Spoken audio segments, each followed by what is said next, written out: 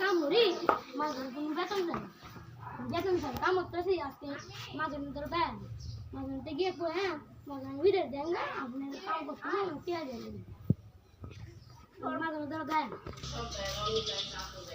মা ওরা আমার দিকে দিয়ে দিন আমার কাম শেষ করছো আর কাম শেষ করবো এটা জানতে যা যা যা দাদু মিস্ত্রি তাতে যা আরে মাঝে কি চিপটা Bella madrina. Aske magun daim kal. Itu.